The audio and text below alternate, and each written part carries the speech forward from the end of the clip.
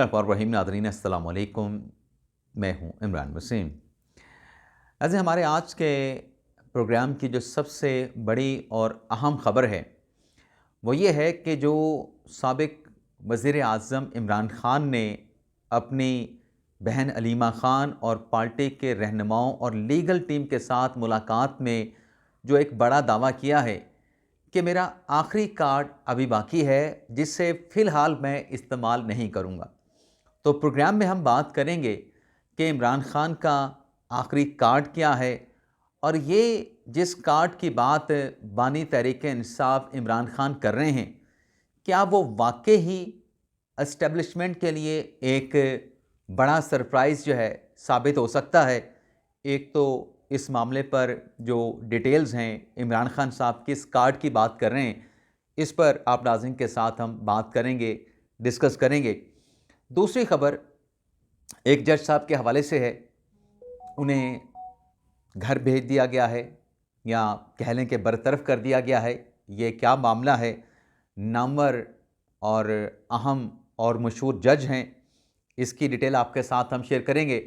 साकिब निसार साहब का एक फ़ैसला, साबिक chief justice supreme court Saqib Nisar का एक फ़ैसला जो है वबाल जान बना हुआ है।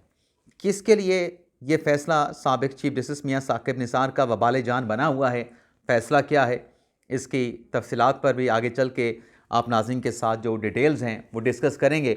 और कुछ और भी दीगर भी अहम ख़बरें हैं, हैपनिंग्स हुई हैं, उनकी तफसीलात पर भी आप देखने वालों के साथ हम बात करेंगे। लेकिन व्लॉग का आगाज़ करने से पहले आप नाज़रीन से चैनल सब्सक्रिप्शन की दरख्वास्त करेंगे कि जिन दोस्तों की जानिब से अभी तक हमारे चैनल को सब्सक्राइब नहीं किया गया, उनसे दरख्वास्त होगी कि चैनल को सब्सक्राइब कर लें, बेल आइकॉन का बटन प्रेस करें। वीडियो अगर पसंद आए तो इसे लाइक भी करें और शेयर भी करें। तो पहली खबर से कि साकिब निसार का कौन सा फ़ैसला किसके लिए वबाल जान बना है, इस खबर से अपने प्रोग्राम का आगाज़ करते हैं। नाज़रीन, 2013 में जब मुशर्रफ नवाज़ की हुकूमत बनी तो ग़ालिबन 2015 में गिलगित बल्तिस्तान में इंतखाबात हुए। उन इंतखाबात के नतीजे में मुशर्रफ नवाज़ ने जीबी में अपनी हुकूमत बनाई, अपना वज़ीर आला वहाँ पे बनाया और इस कामयाबी के बाद इलेक्शन में इस कामयाबी के बाद नून लीग की तरफ से जो गिलगित बल्तिस्तान के अवाम हैं उन्हें कौमी धारे में शामिल करने के लिए या उनका एक फ़ॉल किरदार जो है उनको देने के लिए एक लेजिस्लेशन की, उस लेजिस्लेशन के हवाले से सुप्रीम कोर्ट ऑफ पाकिस्तान में कोई मुतअद्दिद मुख्तलिफ़ दरख्वास्तें दायर की गईं। उन दरख्वास्तों पे साकिब निसार साहब ने समाअत की 3 रुकनी बेंच में, और उसमें साकिब निसार साहब ने एक पूरा कानून बना के एक बिल का मसवदा अदालती फ़ैसले की शक्ल में बना के फ़ैसला जो है वो सादिर फरमा दिया कि इन पैरामीटर्स पर जो है आप लेजिस्लेशन पार्लियामेंट कानून साजी करके जीबी के अवाम के लिए ये सब कुछ किया जाए। अब उस फैसले के बाद ये हुआ कि हुकूमत की तरफ से इस फैसले के ख़िलाफ़ जो है सुप्रीम कोर्ट ऑफ पाकिस्तान से दोबारा रजू कर लिया गया। जब दोबारा रजू किया गया तो बानी तहरीक-ए-इंसाफ़ की हुकूमत आ चुकी थी। उनकी तरफ से कहा गया कि ये जो फ़ैसला साकिब निसार साहब ने दिया है ये फ़ैसला काबिल अमल नहीं है।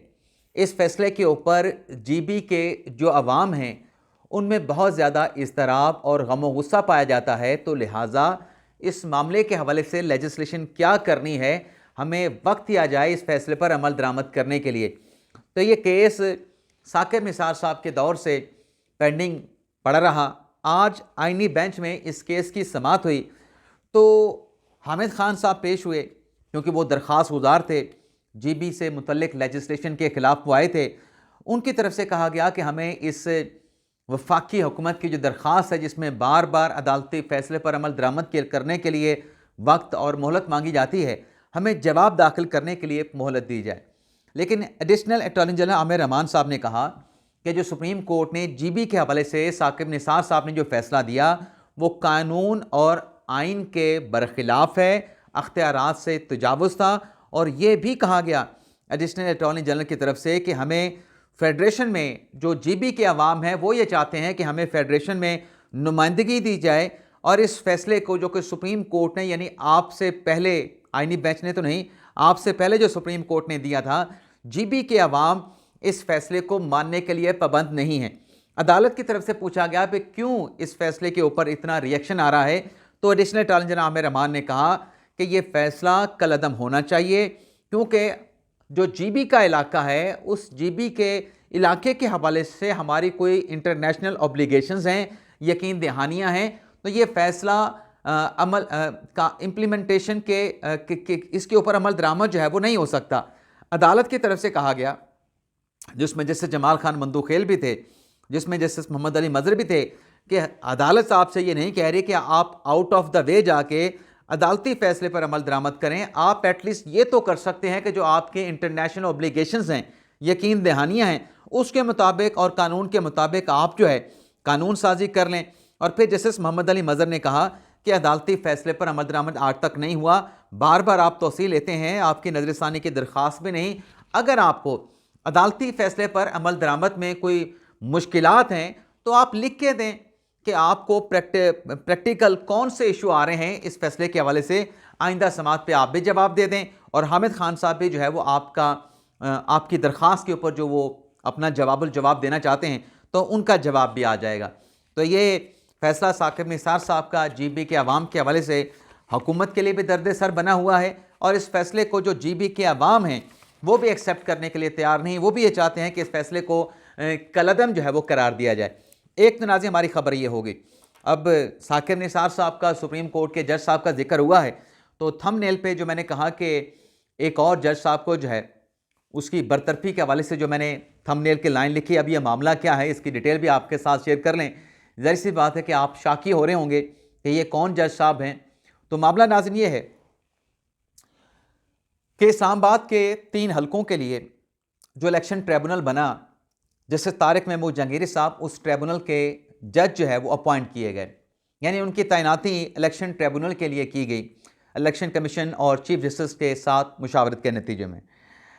अब जब इलेक्शन इस्लामाबाद के 3 हलकों का जब चैलेंज हुआ पीटीआई के उम्मीदवारों की तरफ से, जिसमें आमिर मुगल साहब हैं, जिसमें शोएब शाहीन साहब हैं, जिसमें अली बुखारी साहब हैं, वो ये कहते हैं कि फॉर्म 45 में हम जीते हैं और फॉर्म 47 में जो है वो हमें हरवा दिया गया और नून लीग के उम्मीदवारों को जितवा दिया गया। तो उस पर उन्होंने दरख्वास्तें दायर की इलेक्शन ट्रिब्यूनल में। तो जैसे जहांगीरी साहब ने उस ट्रिब्यूनल की सरबराही करते हुए जो सख्त रिमार्क्स दिए थे वो बड़े अलार्मिंग थे नून लीग के उम्मीदवारों के लिए, जिसमें कहा गया था कि हम इंटरनेशनल आलमी सतह पर भी इन फॉर्म 45, 47 का हम रिपोर्ट वहाँ से ट्रांजिट करवा सकते हैं और जो जीतने वाले हैं वो अपना बयान हल्फी जमा कराएं फॉर्म 45, 47 के हवाले से। और ये भी कहा गया कि हर उम्मीदवार, चाहे वो जीतने वाला है चाहे वो हारने वाला है, अपने अपने फॉर्म 45 जमा करवाए। तो इस पर नून लीग के उम्मीदवारों की तरफ से एतराज़ उठाया गया था कि पहले जो बेसिक एक तरीक़ाकार है उसके मुताबिक ट्रिब्यूनल को चलाया जाए। नून लीग के उम्मीदवारों को यह कहना था कि हमारा मुद्दा ये है, हमारी दलील ये है कि ये जो इलेक्शन पटिशन्स इलेक्शन ट्रिब्यूनल्स में दायर की गई हैं ये नाकाबिल समाअत हैं, ये मुकर्रर मयाद और मुकर्रर तरीक़ाकार कानूनी प्रोसीजर के मुताबिक जो है इलेक्शन ट्रिब्यूनल में नहीं दायर की गई, तो लिहाजा ये दरख्वास्तें इनकी सुनवाई नहीं हो सकती। जो धांधली के इल्ज़ामात लगाए गए हैं वो तो बाद में आप सुनेंगे। सबसे पहले तो जो एतराज़ात हैं नून लीग के उम्मीदवारों के, तारिक फजल चौधरी के, राजा खुरम नवाज़ के, अंजम अकील खान के, उन्हीं एतराज़ात के ऊपर यह दरख्वास्त काबिल समाअत नहीं बनती है। लेकिन जज साहब ने उसके ऊपर प्रोसीड करना, उसके ऊपर बयान हल्फी, उसके ऊपर फॉर्म 45 मंगवाना उम्मीदवारों से और इलेक्शन कमीशन से, इस मामले पे तासुब का इल्ज़ाम लगा के या और जानिबदारी का इल्ज़ाम लगा के इलेक्शन कमीशन में पिटीशन दायर की, जो कि पहले उसमें फैसला इलेक्शन कमीशन ने दिया और तारिक महमूद जहांगीरी साहब को तब्दील करके शकूर पराचा साहब जो कि लाहौर हाई कोर्ट के रिटायर्ड जज हैं उन्हें ये जिम्मेदारी सौंप दी गई। लेकिन फिर जब यह मामला दोबारा चैलेंज हुआ तहरीक इंसाफ के उम्मीदवारों की तरफ से, इलेक्शन कमीशन का फैसला इस्लामाबाद हाई कोर्ट में चैलेंज हुआ, तो चीफ जस्टिस आमिर फारूक साहब ने यह दोबारा रिमांड कर दिया कि इलेक्शन कमीशन दोबारा से फ्रीकैन को सुन के, दरख्वास्त गुजारों को सुन के, मुतलका रिस्पोंडेंट को नोटिस जारी करके दोबारा से फैसला करे। तो इलेक्शन कमीशन ने दोबारा नून लीग के उम्मीदवारों अरकान पार्लिमान के दलाइल सुने।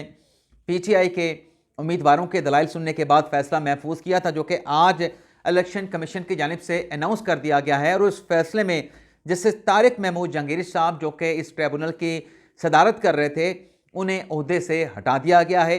और उन्हें ओहदे से हटाने के बाद जस्टिस रिटायर शकूर पराचा, उन्हें दोबारा से रिटायर्ड जज की हैसियत से ट्रिब्यूनल का सरबराह जो है वो अपॉइंट कर दिया गया है। अब शकूर पराचा साहब कौन हैं? शकूर पराचा साहब पीपल्स पार्टी के भी दौर में ओहदों पे रहे हैं, और अब नून लीग का दौर है तो वो इलेक्शन ट्रिब्यूनल के सरबराह रिटायर्ड जज के तौर पे अपॉइंट हुए हैं। लेकिन इमरान खान साहब के दौर में भी शकूर पराचा साहब बड़े अहम ओहदे पे फाइज रहे। वजारत कानून के मिनिस्टर आपको पता है कि फ़रोग नसीम साहब थे। तो फ़रोग नसीम साहब ने इमरान खान साहब के दौर में अपने जो सेक्रेटरी लॉ अपॉइंट किए वो शकूर पराचा साहब थे। यानी शकूर पराचा साहब जो हैं वो इमरान खान साहब को भी अपने दौर में काबिल कबूल थे, पीपल्स पार्टी को भी काबिल कबूल थे, और अब वो रिटायर्ड जज की हैसियत से ट्रिब्यूनल के जो दरख्वास्तें, जो अपीलें PTI की उम्मीदवारों की हैं, उनकी हेयरिंग करेंगे तो शायद नून लीग के लिए भी काबिल कबूल होगा, जिससे जहांगीरी साहब को हटा के। तो एक तो ये बड़ी अहम खबर है कि ट्रिब्यूनल के जो जज साहब हैं, जहांगीरी साहब को हटा के अब रिटायर्ड जज को जो है ये जिम्मेदारी जो है वो सौंप दी गई है। तो ये एक बड़ी अहम खबर है। इसके अलावा नाजरीन, जो अगली खबर है नून लीग के हवाले से, शरीफ ख़ानदान के हवाले से एक बड़ी खुशखबरी है। वो ये है कि एक अहम शख्सियत रेडार पे आ गई है। अब ये अहम शख्सियत नाजरीन कौन है? ये नाज़रीन अहम शख्सियत वो हैं जिनके बारे में माजी में ये इल्ज़ाम लगता रहा कि वो साबिक जो DG ISI हैं जनरल फैज़ हमीद, उनके ज़ेर असर जो है, उनके अहकामात के ज़ेर असर जो है वो काम करते हैं।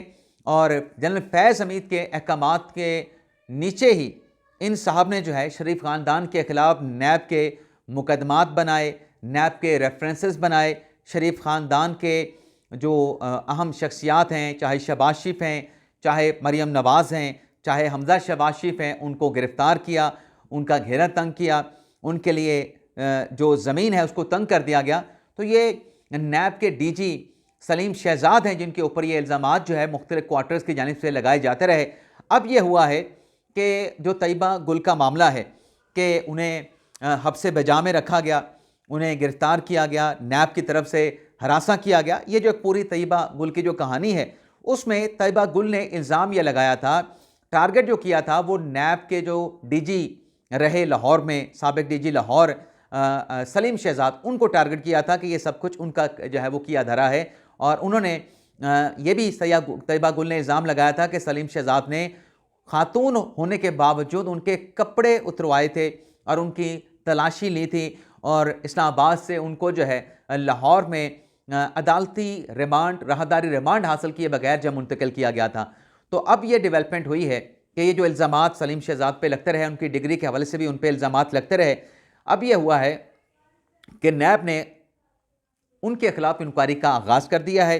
और सलीम शहजाद साहब ने उस नैब की इंक्वायरी के ख़िलाफ़ जो है इस्लामाबाद हाई कोर्ट से रजू किया, रिट पटिशन दायर की, और आज इस्लामाबाद हाई कोर्ट में जस्टिस अरबाब मोहम्मद ताहिर साहब ने सलीम शहजाद साबिक DG लाहौर की इस दरख्वास्त के ऊपर 16 दिसंबर का नोटिस जारी करके नैब के हुकाम से जवाब तलब कर लिया, क्योंकि सलीम शहजाद साहब का यह कहना था कि उनके ऊपर जिन एलिगेशंस के ऊपर ये इंक्वायरी शुरू की गई है, ये इंक्वायरी पहले मुकम्मल हो चुकी है, इसको कंक्लूड किया गया था, लेकिन अब दोबारा से उसी इंक्वायरी को जो है वो ओपन कर दिया गया है, रीओपन करके दोबारा से इंक्वायरी की जा रही है।